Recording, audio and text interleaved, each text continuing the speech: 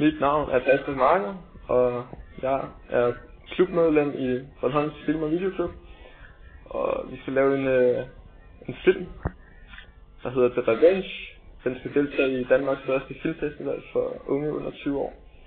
Og vi har sat det sidste punkt på produktionsplanen, og gjort skuelister klar, og storyboard, og manuskriptet er klar til at blive fuldendt i billeder. Så det er rigtig spændende. Og filmholdet er klar til at filme for første gang. De første optagelser den her weekend, den 7. og 8. marts. Det er nu søndag den 8. marts. Alle møder på sættet kl. 10. Produktionsholdet pakker det tekniske udstyr ud og stiller det op.